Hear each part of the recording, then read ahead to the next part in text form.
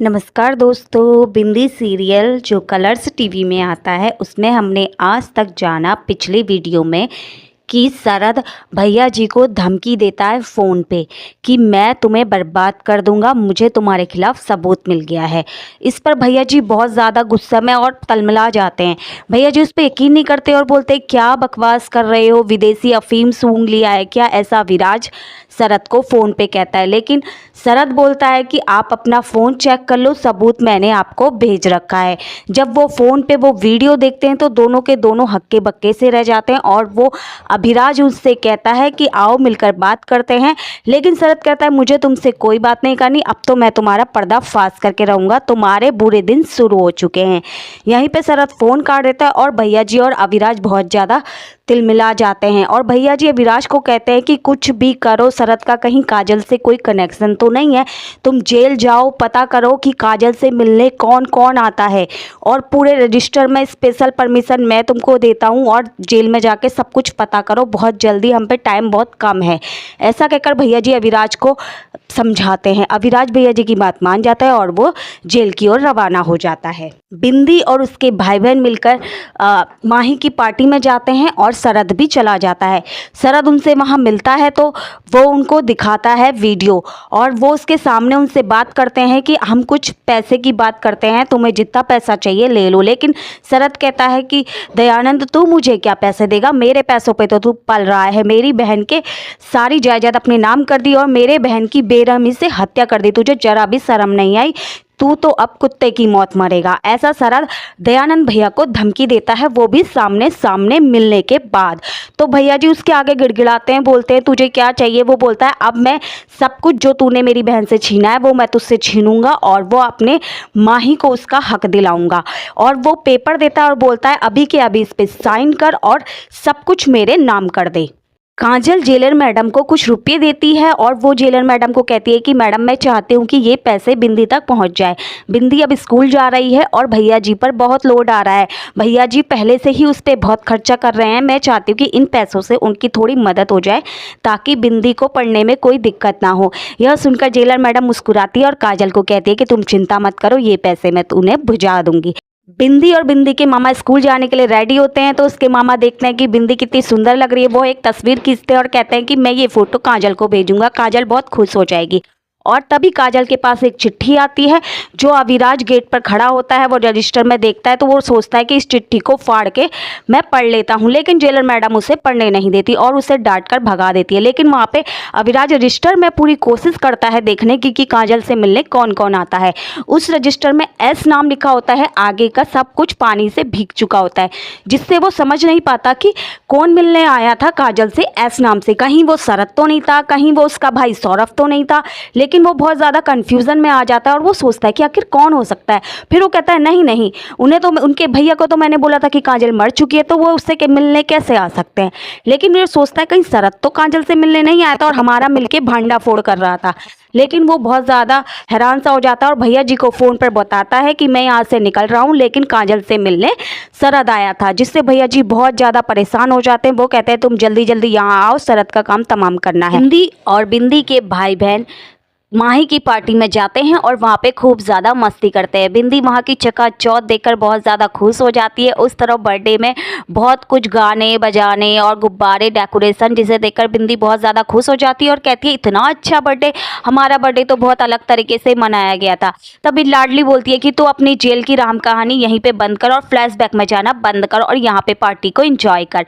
यह लाडली बिंदी को कहती है और लाडली सोचती कि क्यों ना मैं माही को अपना बेस्ट फ्रेंड बना लूं। सब लोग माही को गिफ्ट देते हैं और सबका गिफ्ट ओपन होता है तो सबके बहुत अच्छे अच्छे गिफ्ट होते हैं, लेकिन बिंदी के गिफ्ट में सिर्फ और सिर्फ एक हैंकी होती है, जिससे देखकर सब बिंदी का बहुत ज़्यादा मजाक बनाते हैं और कहते हैं कि हैंकी ज़रूर किसी ने दी होगी और ये इसने माही को चिपका दी। लेकिन माही बहुत ज़्यादा इमोशनल हो जाता है, वह कहता है ये मेरे इस बर्थडे का सबसे सुंदर गिफ्ट है, क्योंकि पी मेरी मॉम का नाम हुआ है और पी से मेरी मॉम का नाम शुरू होता है, जिसे मैं बहुत ज़्यादा प्यार करता हूँ, ये मेरे लिए सबसे खूबसूरत तोहफा है। बिंदी उसे कहती है कि ये मेरी माँ ने मुझे दिया है, मेरे लिए भी ये बहुत कीमती रुमाल है। इस तरफ वहाँ पे बिंदी और माही में दोस्ती पक्की हो जाती है। तभी माही गाना गाता है और गाना गाते गाते इमोशनल हो जाता है, जिसे गाने को बिंदी पूरा करती है और दोनों की फिर से दोस्ती पक्की होने लगती है। यह देखकर लाडली को बहुत ज्यादा इनसिक्योर फील हो रही है। लाडली बहुत छोटी है लेकिन अभी भी वो चाहती है कि माही उसका बेस्ट फ्रेंड बन जाए और बिंदी से ज्यादा बातें ना करे। इसलिए माही से नज़दीकियां बढ़ाने के लिए लाडली बिंदी को दूर करना चाहती है और वो उसकी ड्रेस में जूस गिरा देती है, जिससे उसकी ड्रेस खराब हो जाती है और वो उससे दोस्ती करना चाहती है। लेकिन बिंदी जैसे ही ड्रेस को साफ करने के लिए ऊपर जाती है तो वो दयानंद भैया जी के कमरे में जाने ही वाली होती है, जहां शरद और दयानंद भैया आपस में बातचीत कर रहे होते हैं कि इस सबूत को मुझे दे दो। लेकिन वहां पे बिंदी नहीं जा पाती क्योंकि कोई वहां पे सर्वेंट उसे रोक लेता और बोलता है कि वॉशरूम इधर है, आप इधर अपनी ड्रेस साफ कर लो। वहां पे अविराज आता है और शरद के सर पे जोर से डंडा मार देता है, जिससे शरद बहुत तरह से घायल हो जाता है। और भैया जी कहते हैं शाबाश मेरे चीते, मैं यही चाहता था, अब इसकी लाश को ऐसे ठिकाने लगाओ कि इस हाथ से काम और दूसरे हाथ को खबर भी ना लगे। लेकिन अविराज उसे कहता है भैया जी आप चिंता मत करो, आप नीचे जाओ, बर्थडे में माही का बर्थडे सेलिब्रेट करो, तब तक मैं ये सारा काम कर लूँगा। भैया जी नीचे जाते हैं और बिंदी उनके हाथ पे खून देख लेती है और वो कहती है खून? तो भैया जी बिंदी को कहते हैं खून नहीं बेटा, कुमकुम है, कुमकुम। इस तरह वहाँ पे बर्थडे में केक कटिंग होती है और सब लोग बर्थडे को इंजॉय करते हैं। भैया जी जब अविराज के पास आते हैं तो अविराज से कहते हैं कि लाओ वो पल्लवी का मोबाइल लाओ जिसमें हमें सबूत को मिटाना है। जैसे ही वो मोबाइल देखते हैं तो उसमें तो कोई वीडियो होती ही नहीं है। अविराज उस फ़ोन को अच्छी तरह से चेक करता है और देखता है कि उसमें तो SD कार्ड है ही नहीं और वो गायब हो चुका है। तो अविराज कहता है कि बहुत चालाक था शरद, लगता है उसे पहले से पता था कि ऐसा ही कुछ होने वाला है, उसने इसकी चिप निकाल के कहीं रख दी है अपने पास। तो भैया जी और ज़्यादा बौखला जाते हैं, वो कहते हैं जल्दी से उस लाश को ढूंढो और मुझे वो चिप किसी भी हालत में चाहिए। अविराज बोलता है भैया जी वो तो मैंने फेंक दी लाश। लेकिन भैया जी बोलते हैं कुछ भी करो, जहां से भी लाओ उस चिप को मुझे अभी के अभी चाहिए, वो सबूत किसी के भी हाथ नहीं लगना चाहिए। भैया जी अविराज को फिर से धमकाते हैं और अविराज उस लाश के पास चला जाता है ढूंढने के लिए। वहां जेल में दिखाते हैं कि मंदिरा काजल को चिट्ठी पढ़ते हुए देख लेती है जिसमें बिंदी की फोटो होती है। तो वो कहती है दिखा मुझे क्या है इस चिट्ठी में, लेकिन काजल उसे नहीं दिखाती। सभी लोग दिन में वहां पे आके उसे रोक लेते हैं और कहते हैं मंदिरा काजल को परेशान मत करो, अपनी ड्यूटी करो। वहीं पे वो भैया जी को फ़ोन लगाती है और कहती है कि काजल को किसी ने चिट्ठी भेजी है और भैया जी उससे पूछते हैं कि उस चिट्ठी में क्या था, मुझे जल्दी से बताओ।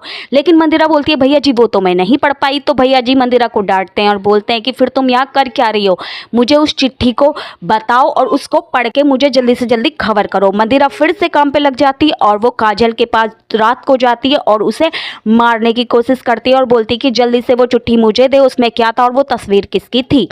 काजल मंदिरा पे बहुत जोर से हमला कर देती है और उसे मार के पीछे फेंक देती है और ऐसी हबड़ा तबड़ी में उस चिट्ठी को जला देती है ताकि मंदिरा के हाथ वो ना लग पाए, क्योंकि काजल जानती है कि भैया जी और अविराज और मंदिरा उसके पीछे पड़ गए हैं। वो जानना चाहते हैं कि काजल किस राज को छुपा रही है और काजल चाहती है कि उसकी बिंदी की जिंदगी बहुत अच्छी खुशहाल रहे और वो जरा भी इसके बारे में ना जान पाए भैया जी।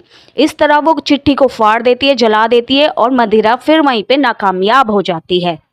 अविराज उस लाश को देखता है कि वो एक डिग्गी में डाला होता है कैप की, जो बिंदी की मामी ने कैप की होती है घर जाने के लिए, क्योंकि वो कहते हैं कि भैया जी के इतने बड़े घर के आगे हम हैं माही के, तो फिर यहाँ पे हम ऐसे रिक्शे में थोड़ी जाएंगे, कैब करके जाएंगे। वो कैब बुकिंग करते हैं तो उसमें उसकी लाश चली जाती है, जिससे वो बिंदी भी उसी कार में जाती है और वो कार जैसे ही उनके घर के आगे रुकती है तो शरद चुपके से बिंदी के बैग में वो चिप डाल देता है और वो बिंदी का चेहरा देख लेता है, लेकिन वो कहता है कि मुझे भैया जी के गुंडे जल्दी से जल्दी पकड़ लेंगे, इससे अच्छा है कि मैं इस चिप को यहाँ से हटा दूँ जिससे उनके हाथ ये ना लग पाए, और वो बिंदी के बैग में डाल देता है। तभी वहाँ पे अविराज कहता है कि पता करो कि ये कार किधर गई और जिधर भी ये कार गई वहाँ के CCTV फुटेज देखो, और वो देखता है कि किसी बैग में वो चिप डालता है। तो अविराज कहता है कि मुझे जल्दी से जल्दी उस बैग का पता लगाना पड़ेगा। बिंदी अपने मामा को बताती है कि बर्थडे पार्टी में एक आंटी आई थी जो एस्ट्रोलॉजर थी और वो बता रही थी कि मेरी सारी इच्छा पूरी होगी और मेरी मैया बहुत जल्द हमारे पास होगी, दिवाली में हमारे साथ दिवाली मनाएगी। भैया जी कहते हैं कि जरूर ऐसा ही कुछ चमत्कार होगा बिंदी, हम भगवान जी से प्रे करते हैं कि तुम्हारी मैया जल्दी से जल्दी बाहर आ जाए। बिंदी और भैया जी चाहते हैं कि मैया उसकी जल्दी से जल्दी बाहर आ जाए। तभी उनके घर में एक एडवोकेट की एंट्री होती है। सब उसे देखकर हैरान हो जाते हैं। उसकी मामी सोचती है कि कोई चोर आया है, लेकिन जैसे ही वो आती है तो सब लोग हैरानी से उसे देखने लगते हैं। उसकी मामी बोलती है कि इसे किसने बुलाया? मामा भी बोलते हैं मैंने तो इसे नहीं बुलाया। तभी बिंदी बोलती है कि मैंने इन्हें बुलाया है, मैंने टीवी पर एक दिन इनका विज्ञापन देखा था और ये बता रही थी कि इन्होंने कई सारे लोगों की मदद की है, तो मुझे लगा कि ये मेरी मैया को निकालने में हमारी मदद करेगी, इसलिए मैंने इनको फ़ोन किया था। लेकिन वहाँ एक अंकल ने बताया कि मैडम अभी हैं नहीं, जब वो आएंगी तो वो वापस फ़ोन करेंगी, लेकिन इन्होंने वापस फ़ोन नहीं किया।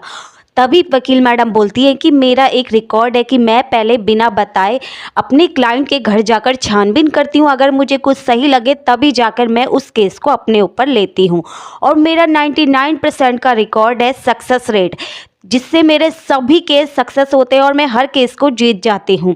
यह कहकर वो बिंदी के मामा को भरोसा दिलाती है और बिंदी के मामा बोलते हैं ठीक है मैडम, और वहाँ पे बिंदी की मामी बोलती है कि लेकिन हमें कोई वकील नहीं करना, लेकिन वो बोलती है कि अगर आप पहले डिसाइड कर लो आपको क्या करना है। तो बिंदी के मामा अपनी वाइफ को चुप कराते हैं और उनसे कहते हैं कि क्या आप काजल का केस लड़ोगी, और यहीं पे वो उनसे बताते हैं कि काजल बताती है कि कोई एक बहुत बड़ी पहुंच वाला है जिससे लड़ना नामुमकिन है और वो केस हमें जीतने नहीं देगा। तभी वो बताती है वकील मैडम कि काजल के ऊपर इतने सारे चार्जेस लगे हैं कि मानो कोई दिल से चाहता हो कि वो कभी वापस ना आए, उसके ऊपर बहुत ज़्यादा गंभीर आरोप लगे हुए हैं और जो मीडिया के सामने नहीं आए हैं इसका मतलब कि वो सारे आरोप झूठे हैं, लेकिन वो फिर भी बाहर नहीं आ सकती, बहुत मुश्किल होगा लेकिन वो ज़रूर कोशिश करेगी। यहाँ पे बिंदी बहुत ज़्यादा खुश हो जाती है कि मैडम उसका केस लेने के लिए तैयार है और उसकी मैया बहुत जल्द जेल के बाहर होगी।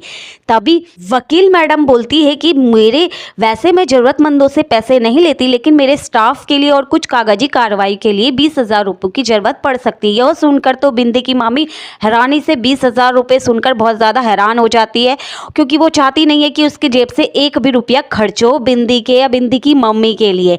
और बिंदी के मामा भी थोड़े से सोच में पड़ जाते हैं और बिंदी भी थोड़ी सी सोचती है कि कहाँ से आएंगे अब 20,000, उसकी मैया बाहर आ भी पाएगी या नहीं। लेकिन वो कहते हैं ठीक है आप करो, और जल्द से जल्द कार्रवाई करते हैं और मैं पैसों के बारे में सोचता हूँ। वहाँ पे दयानंद भैया और अविराज बातचीत कर रहे हैं कि वो शरद सपोला कहाँ गया, वो चिप मिल नहीं रही है और वो पता नहीं कहाँ है, गायब है, क्योंकि अविराज अपने भैया जी को बताता है कि आप चिंता मत करो, मैं उसे कहीं से भी निकाल के चिप को ले आऊँगा। यह बात सुनकर माही आ जाता है और वो बोलता है कि कैसी चिप, कौन सी चिप। तो अभी दयानंद भैया बात को इधर उधर घुमा देते हैं और वो बोलते हैं कि कोई नहीं, तुम्हारी मम्मी जी की प्रतिमा बनानी है तो इस बारे में जानकारी हमने चिप में रखी थी, तो उस चिप की हम बात कर रहे हैं। और आप बताओ आप यहाँ क्या कर रहे हो, सोए नहीं? तो अभी माही बताता है कि आपको कल चीफ गेस्ट बुलाया है हमारे स्कूल में और आपको आना है। भैया जी मना करते हैं, लेकिन अविराज के कहने पर वो मान जाते हैं, बोलते हैं बच्चा है चले जाइए ना भैया जी, थोड़ा सा टाइम निकाल लीजिए और आपके बाकी के काम मैं संभाल लूँगा। यहीं पर भैया जी माही को वादा करते हैं और उससे सोने को कहते हैं कि जाओ बेटा आप सो जाओ, मैं कल तुम्हारे स्कूल में चीफ गेस्ट बनकर ज़रूर आऊँगा। अविराज भैया जी को बोलता है कि आप चिंता मत करो, मैं चिप को ढूंढ कर निकालूंगा, और अविराज जी एड़ी चोटी का जोर लगा देता है चिप को ढूंढने के लिए। और वो टैक्सी ड्राइवर को पकड़ता है और उससे कहता है कि यहाँ पे जो डिग्गी में एक आदमी था वो कहाँ है। टैक्सी ड्राइवर बोलता है मैंने कोई आदमी नहीं देखा, यकीन नहीं होता तो मेरा कैमरा चेक कर लो। और वो टैक्सी के कैमरे में देखता है बैक साइड, तो वहाँ पे उसे पता लगता है कि किसी स्कूल का जहाँ बिंदी पड़ती है उस बैग में चिप डाली थी और बाकी का वो नहीं देख पाता। तो वो कहता है कि ये स्कूल बैग में चिप है तो अब मुझे इस स्कूल बैग को ढूंढना होगा। और वो दयानंद भैया को बिना बताए जेल में जाता है काजल से मिलने, क्योंकि वो सोचता है कि शरद कहीं काजल से तो नहीं मिलता था। तो इसको इस बात पे यकीन होता है भी है और नहीं भी होता है, तो वो ये पता करने के लिए जेल में काजल से मिलने जाता है। वहाँ काजल को एडमिनिस्ट्रेटिव ऑफिसर के रूप में जॉब मिल जाती है, जिसमें उसे कागजी कार्रवाई करने का काम मिल जाता है और वो थोड़ी बहुत पढ़ी लिखी भी होती है और वो चाहती है कि मैं ज़्यादा पैसे कमा सकूँ, इसलिए वो उस जॉब को एप्लीकेशन करती है, लेकिन वो उसे मिल जाती है। और वहाँ पे जाती है तो उसे पैर में एंकलेट लगाते हैं जिससे वो पता चल सके कि कैदियों की लोकेशन कहाँ पे है, और वो वहाँ पे जॉब करने लगती है न्यू डिपार्टमेंट में। मंदिरा जिससे काजल तक पहुँचने में असफल रहती है और उसे धमकाती तो है, लेकिन वो वहाँ चली गई है तो अब वो उसे तंग नहीं कर पा रही है। लेकिन वहाँ पे अविराज स्पेशल परमिशन लेकर काजल से मिलने चला जाता है और वो काजल से पूछताछ करता है, उसे अपने प्यार के जाल में फंसाता है, कोशिश करता है, लेकिन वो कुछ जान नहीं पाता। काजल भी सोचती है कि क्या सच में ये प्यार करता है या मुझसे छलावा करने आया है। अविराज कहता है नाटक तो मुझे करना पड़ेगा क्योंकि मुझे जानना है कि कंचन क्या बताने वाली थी भैया जी को, और वो जो बताने वाली थी वो काजल हमें क्यों नहीं बता रही है। यह जानने के लिए वो उसके आगे पीछे मंडराता है और वहाँ पे जाता है और फिर उसे कुछ भी पता नहीं लगता है तो वो वापस आ जाता है। और वहाँ भैया जी बिंदी के स्कूल में जाते हैं, माही के बिंदी के स्कूल में जाते हैं चीफ गेस्ट बनकर, और वो वहाँ पे ऐलान करते हैं कि इस एक गेम में जो भी इसमें फर्स्ट आएगा उसे 20,000 रुपये नगद पुरस्कार दिया जाएगा और स्कूल की तरफ से सर्टिफिकेट दिया जाएगा। लाडली बोलती है कि ये सर तो मैं ही जीतूंगी, लेकिन वो बिंदी से कहती है कि तू भी ट्राई कर ले, कोई बात नहीं, सर्टिफिकेट तो तुझे मिल ही जाएगा क्योंकि इनाम तो मैं ही लेकर रहूंगी। बिंदी और उसके भैया, लाडली, स्कूल के सभी लोग उसमें भाग लेते हैं और बिंदी के पेपर में आता है मेरे पापा। बिंदी और सुनकर बहुत ज़्यादा उदास सी हो जाती है। वो कहती है मैं अपने पापा के बारे में क्या बताऊंगी, मैंने तो अपने पापा को ना देखा है ना उनके बारे में कुछ पता है। लेकिन फिर भी वो कहती है वहाँ पे सभी लोगों से कि मैं अपने पिताजी के बारे में कुछ नहीं बता सकती, लेकिन मैं उनका चित्र बनाकर दिखाऊंगी। और वो पेंटिंग करना शुरू कर देती है। जैसे ही वो पेंटिंग सब लोग देखते हैं तो दयानंद भैया जी बिंदी को की तरफ पेंटिंग को देखते हैं तो वो बड़े शॉक्ड रह जाते हैं क्योंकि उन्हें उस पेंटिंग में अविराज की छवि दिखाई देती है। तो दयानंद भैया के चेहरे से हवाइयाँ उड़ जाती हैं और वो बिंदी को कहते हैं कि क्या तुम इन्हें जानते हो, क्या है इनका नाम, तुम्हारी मम्मी ने इनका नाम नहीं बताया। तो वो बहुत ज़्यादा पूछने की कोशिश करते हैं। बिंदी बताती है कि मेरी मम्मी ने ही मुझे मेरे पापा का प्यार दिया, मैंने अपने पिताजी को नहीं देखा है, मेरी मम्मी ने मुझे जैसा जैसा बताया है वैसे वैसे मैंने बना दिया। तो भैया जी उनसे बोलते हैं बिंदी से कि कुछ नाम तो होगा इनका, तुम्हारी मम्मी का क्या नाम है। वो पूछने की कोशिश करते हैं, इससे पहले पोल पट्टी खुलती या उन्हें कुछ भी लिंक मिलता, लेकिन बिंदी को याद आता है कि उसके मामा ने कहा था कि कुछ भी जेल के बारे में बातचीत नहीं करनी है बाहर और किसी से भी ऐसी बातें नहीं करनी है, इसलिए वो उस बारे में कुछ नहीं बताती और वो अपने बारे में बताती है कि उसने अपने पिताजी को कभी नहीं देखा। तो भैया जी थोड़ा सा इमोशनल हो जाते हैं और वो कहते हैं कि इस बच्ची को प्रथम पुरस्कार दिया जाएगा और यहाँ पे बिंदी फर्स्ट आ जाती है और उसे नगद 20,000 रुपये का इनाम भैया जी अपने हाथों से देते हैं।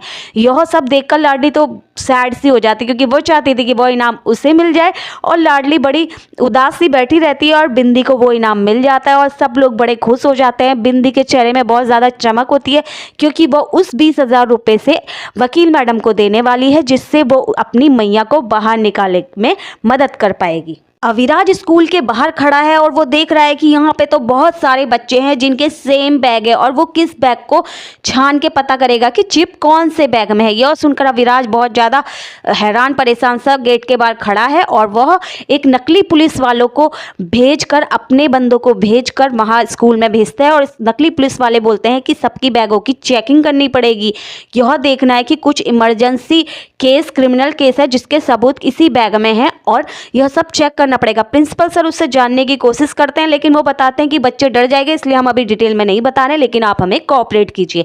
वहाँ पे सभी बच्चों के बैगों की तलाशी शुरू हो जाती है और बिंदी थोड़ी लास्ट में आती है क्योंकि लाडली बिंदी के बैग को खराब कर देती है उसमें सॉस और चटनी मिलाकर, जिसे वो सफाई करने में टाइम लग जाता है और वो लाइन में पीछे हो जाती है। बाकी सारे बच्चों के बैग चेक होते हैं। जैसे ही बिंदी के बैग चेक होने की बारी आती है तो भैया जी बोलते हैं कि ये इनाम इसे मैंने दिया है और ये मेरे बेटे की खास दोस्त है इसलिए इसका बैग चेक मत करो। और यहीं पे वो बैग चूक जाता है क्योंकि चिप तो बिंदी के बैग में थी, लेकिन वहाँ पे भैया जी की ही वजह से बिंदी का बैग चेक नहीं हो पाता और वो सब लोग बाहर आ जाते हैं। बाहर उसकी मम्मी बिंदी को कोसती है कि तू इतनी देर से क्यों आई है मामी, लेकिन बिंदी की बोलती है, मामी से बताती है कि कैसे उसे लेट हो गया है और बिंदी बताती है कि स्कूल में मैंने 20,000 रुपये जीते हैं और उसकी मामी बोलती है अच्छा ऐसा क्या किया। तो अपने पापा के बारे में बताती है कि मेरे पापा जिसका टॉपिक था जिसके बारे में मैंने बताया और मुझे 20,000 रुपये मिले। लेकिन उसकी मामी तो बड़ी हैरान हो जाती है, बोलती है, तो बिंदी पूछती है अपनी मामी से कि क्या तुम मेरे पापा को जानते हो। बिंदी की मामी बोलती है अरे क्यों नहीं जानती, तैसी वो वहाँ पे उसे अविराज को देख लेती है और वो कहती है जानती हूँ, मैं तो तुझे तेरे पापा के पास अब छोड़ कर आऊँगी, बहुत हो लिया, तेरे पापा मज़े से ऐश कर रहे हैं और अपना ये बोझ हमारे सर पर डाला है, चल मैं तुझे तेरे पापा के पास लेकर जाती हूँ। बिंदी की मामी जैसे ही अविराज के पास बिंदर को लेकर जा ही रही होती है कि वहाँ पे अविराज और भैया जी स्कूल के गाड़ी से निकल जाते हैं और वो फिर चूक जाती है। और यह सुनकर तो बिंदी बहुत हैरान हो जाती है कि सच में मामी ने मेरे पापा को देखा है क्या, सच में मामी मेरे पापा को जानती है। और वो मामी से पूछती है। मामी गुस्से में कहती है हाँ मैं जानती हूँ और तेरे भैया जी भी जानते हैं। बिंदी की मामी बोलती है कि हाँ मैं जानती हूँ तेरे पापा को और तेरे मैया के भैया भी तेरे पापा को जानते हैं। और वो क्या, पूरा मथुरा तेरे मम्मी के बारे में जानता है और तेरे पापा के बारे में जानता है। यह सुनकर बिंदी बहुत ज़्यादा रोने लगती है और वो रोते रोते घर आती है और घर आकर अपने मामा को पूछती है कि क्या आप मेरे पापा को जानते हो। वहाँ पे वकील मैडम भी होती है जिसमें वो डिस्कस कर रहे होते हैं कैसे काजल को बाहर निकालना है। और वो डिस्कस करते हैं कि कल वो काजल से मिलने जेल जा रहे हैं। तो वो बताती है कि हाँ मैं तेरे पापा को जानता तो हूँ लेकिन वो कहाँ है इस बारे में मुझे कुछ नहीं पता। जब तू मेरे पास आई थी तो मैंने उन्हें ढूंढने की बहुत कोशिश करी और वो लेकिन मुझे मिले नहीं। यह बोलकर वो बिंदी को शांत करा देते हैं और वो अपनी वाइफ की तरफ यानी बिंदी की मामी की तरफ देखते हैं कि तुम्हें ज़रा भी सोच समझ के बोलने की अकल नहीं है। एक छोटी सी बच्ची है जिसे हमने उसके पापा के बारे में नहीं बताना है, जो कि काजल ने उन्हें बोला है कि कुछ भी हो जाए बिंदी को अपने पापा के बारे में पता नहीं चलना चाहिए और उसके पापा को भी बिंदी के बारे में पता नहीं चलना चाहिए। यह वादा बिंदी के मामा बिंदी की मम्मी से कर चुके होते हैं तो वो अपनी वाइफ को डांट रहे होते हैं। उधर भैया जी बहुत परेशान होते हैं। तभी मंदिरा का फ़ोन आता है और वो बताती है कि मुझे काजल के बारे में कुछ भी पता नहीं चला। और भैया जी उससे पूछते हैं तो मंदिरा उन्हें बताती है कि मुझे तो कुछ नहीं, लेकिन काजल से मिलने वो आपका लड़का ज़रूर रोज़ तो 2-3 बार तो आता ही है। यह सुनकर भैया जी कहते हैं कि अच्छा। मंदिरा उनसे कहती है कि क्या आपको नहीं पता कि वो उससे मिलने आते हैं, आप उनसे पूछिए, वो आज भी उससे मिलने आया था। यह सुनकर भैया जी को अविराज पर शक होने लगता है कि कहीं अविराज मुझसे कुछ छुपा तो नहीं रहा है। उधर जेल में बिंदी और बिंदी के मामा वकील मैडम के साथ काजल से मिलने जाते हैं और वो काजल से मिलाते हैं वकील मैडम को। और काजल बहुत हैरानी से देखती है कि वाकई उसे यकीन नहीं होता कि उसकी रिहाई भी हो सकती है। उसने उम्मीद छोड़ चुकी होती है, लेकिन वो देखकर फिर से उनके साथ बैठती है और उन्हें बताती है कि उसके साथ क्या क्या हुआ था और उसे दयानंद भैया ने कैसे झूठे आरोपों में फंसा दिया था। वो वकील मैडम को यह भी बताती है कि इस सब जेल भिजवाने में बिंदी के पापा का हाथ है, जो बिंदी सुन लेती है और बहुत ज़्यादा उदास हो जाती है क्योंकि उसे तो उम्मीद ही नहीं थी कि बिंदी के पापा ऐसे हो सकते हैं। उसने तो अपनी मैया के मुंह से सुना था कि बिंदी के पापा रणवीर सिंह की तरह दिखते हैं, जो एक हीरो हैं। यहाँ पर बिंदी का भ्रम भी टूट जाता है कि उसके पापा कोई हीरो नहीं है, बल्कि उसके पापा ने ही उसकी मैया को जेल भिजाने में योगदान दिया था। बिंदी अपनी मैया को बताती है कि उसने 20,000 रुपये इनाम में जीते हैं और वो वकील मैडम को देती है कि यह मेरी मैया को बाहर निकालने की फ़ीस है। वकील मैडम नहीं लेना चाहती, वो कहती है कि ये उसके और उसके मामा के बीच का मैटर है, लेकिन वो बोलते हैं कि बिंदी बड़े प्यार से दे रही है, बहुत चाहती है कि वो अपना योगदान दे मैया को बाहर निकालने में, इसलिए आप उसका दिल रखने के लिए यह पैसे ले लीजिए। और वकील मैडम वो पैसे को रख लेती है। यहाँ पे वो बाहर को आते हैं कि तभी अविराज की एंट्री जेल में होती है, क्योंकि अविराज भैया जी से वफादारी करने के चक्कर में पूरी जी जान लगा देता है। अविराज जेल में जाता है और वह पूरी तलाशी करता है रजिस्टर में और उसमें देखता है कि काजल से मिलने कौन आता है। और जब वो देखता है रजिस्टर में कि उससे मिलने काजल का भाई आता है सौरभ चतुर्वेदी, तो वो बड़ा ज़्यादा हैरान हो जाता है और वो कहता है बाप रे, भाई बहनों के बीच ये खिचड़ी पक रही है, मुझे तो कुछ पता ही नहीं था। और वो पूरी जानकारी जानने के लिए देखता है कि टाइमिंग भी उसी वक्त का है, यानी वो देखता है कि काजल का भाई काजल से मिलने अभी आ रखा है। और वो उधर काजल के पास जाता है देखने के लिए कि कहाँ वो क्या बातें कर रहे हैं। तैसी वह उनकी बातें सुनता है तो वो देखता है कि वकील मैडम भी साथ में हैं। तो उसका पंटर, उसका दोस्त बताता है कि वह काजल को बाहर निकालने के बारे में बातचीत कर रहे हैं। यह सुनकर वो बहुत ज़्यादा हैरान हो जाता है। वो कहता है यहाँ इतना सब कुछ चल रहा है, मुझे तो कुछ पता ही नहीं था। वो और ज़्यादा करीब जाके उनके बारे में जानने की कोशिश करता है कि कहीं उनके पास कोई सबूत तो नहीं है। वह ऐसा कौन सा सबूत है इनके पास जो वो उसे बाहर निकालने में सफल हो जाएंगे, या फिर फाइल खुलवाने के बारे में सोच रहे हैं। वह सोचता है कि कहीं शरद ने वो चिप उन्हें तो नहीं दे दी है, और वो यह जानने के लिए कि शरद ने अगर वो चिप उन्हें दी है तो वो चिप उन्होंने कहाँ रखी है, यह देखने के लिए वो उनके पीछे लग जाता है। तभी वहाँ पर वकील मैडम और बिंदी के मामा चाय पीने के लिए बैठते हैं और वो चाय पीते हैं कि वो वहाँ पे उनका बैग तलाशने के लिए पीछे पीछे खड़ा होता है अविराज और वो निशाना पत्थर से मारता है और चाय वाले के हाथ में गिरा देता है। चाय पूरी चाय वाले के हाथ में गिर जाती है, जिससे वहाँ पर बहुत ज़्यादा भीड़ इकट्ठी हो जाती है क्योंकि उसका हाथ जल जाता है। वो बिंदी के मामा और मैडम भी वहाँ पे चले जाते हैं देखने के लिए। इसी का मौके का फ़ायदा उठाकर अविराज वकील मैडम के बैग की छानबीन शुरू कर देता है, जहाँ पे उसे कुछ भी नहीं मिलता, चिप उसे नहीं मिलती। तो वो सोचता है कि आखिर इनके पास ऐसा कौन सा सबूत है जिसके बलबूते पर ये काजल को बाहर निकालने के बारे में सोच रहे हैं। फिर अविराज सोचता है कि कहीं यह चिप काजल के पास तो नहीं है, क्योंकि अगर ये सब जगह सेफ़ नहीं है लेकिन काजल ही ऐसी है जहाँ पर वो चिप सेफ़ रह सकती है, क्योंकि कोई भी काजल के बैरिक में चेकिंग नहीं करेगा। तो वो यह जानने के लिए काजल के बैरिक में जाता है तलाशी लेने, और वो बहाना बनाता है समाज सुधारक बनकर कि मैं यहाँ पे दीवारें सही करने आया हूँ बैरिक की। तो वो देखता है वहाँ पे काजल की सारी छानबीन करता है, उसे कुछ भी नहीं मिलता। लेकिन वहाँ पर उसे मंदिरा बात करते हुए दिख जाती है, जो भैया जी को फ़ोन पे बता रही होती है कि काजल की वकील आने वाली है और वह उसे छुड़ाने वाली है। यह बातें मंदिरा टाइम टाइम पे भैया जी को बता रही होती है, और मंदिरा बोलती है कि आज रात को काजल का खेल ख़त्म होने वाला है।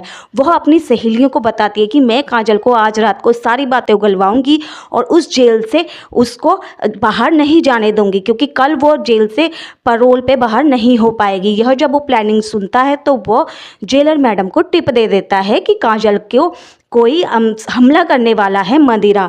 तो जेलर मैडम को पता चल जाता है। जैसे ही शाम को काजल पर मंदिरा हमला करने जाती है तो जेलर मैडम उसे पकड़ लेती है, क्योंकि मंदिरा ने एप्लीकेशन दी होती है बैरक चेंज करने की। यहाँ पे जेलर मैडम को शक हो जाता है। वहीं अविराज उसे बता देता है कि मंदिरा क्या क्या सोच रही है, तो जेलर मैडम का शक यकीन में बदल जाता है, जिससे वो काजल को बचा लेती है और काजल उनका धन्यवाद करती है। इसी तरह पे काजल आज रात ढंग से बिता पाती है, जो कि उसकी जान की दुश्मन बन गई थी। शायद वो जिंदा नहीं रहती, लेकिन अविराज यहाँ पर उसे बचा लेता है जेलर मैडम के जरिए। तभी हॉस्पिटल से भैया जी को कॉल आता है कि कंचन को होश आ गया है, कंचन कोमा से बाहर आ रही है।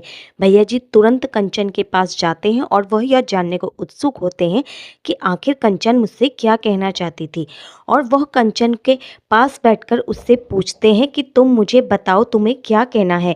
कंचन बिंदी, काजल, चूड़ी, पता नहीं कैसी कैसी बातें करती है और वो पागल सी हो जाती है।